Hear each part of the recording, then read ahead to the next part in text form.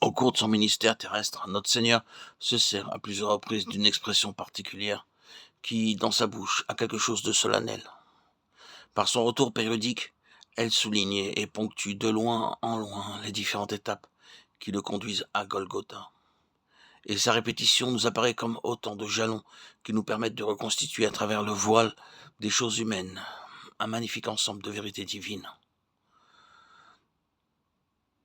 Le Seigneur Jésus va au-devant de la croix, et il le sait, cette conscience de l'irrévocable qui s'approche.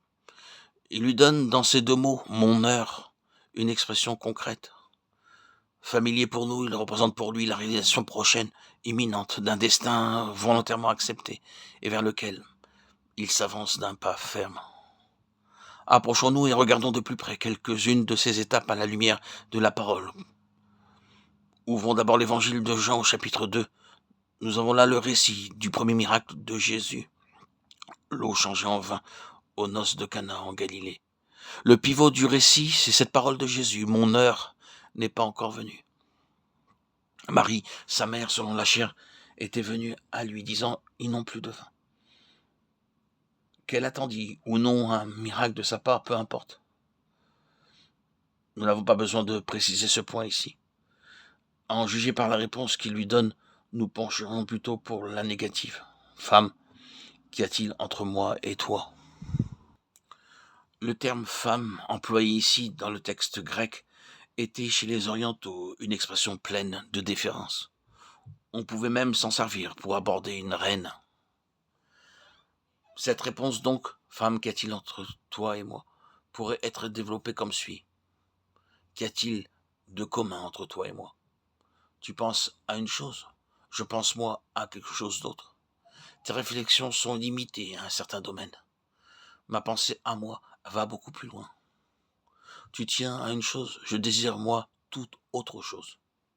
Qu'y a-t-il de commun entre nous ? Pensée, inclination, intention, désir, nous trouvent chacun dans 2 sphères tout à fait distinctes.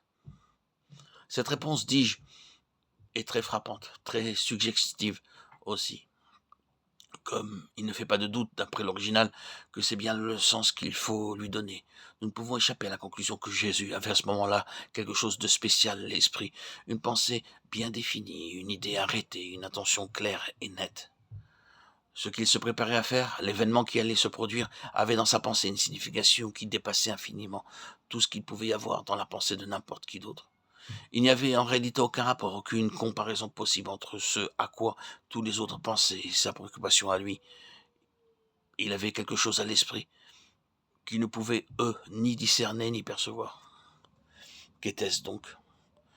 Si l'on se souvient qu'il est au début de son ministère, si l'on réalise que ce fut là la première manifestation de sa souveraineté comme fils de Dieu, on est déjà sur la voie. On se rend compte qu'il y a là, de sa part, une intention positive de donner à ce premier acte une signification tout à fait spéciale, nettement distincte de tout ce qu'on pourrait supposer. Dans sa pensée, toute cette affaire est destinée à revêtir un sens et une portée éternelle. Autour de lui, personne ne s'en doute, mais il sait ce qu'il veut. L'avenir qu'il sait qu'il veut irrévocable, il le fait intervenir dans le présent, par une anticipation symbolique tout à fait transparente. Par cet acte, il fait un pas du côté de son destin, et en marque une étape précise, consciente, volontaire.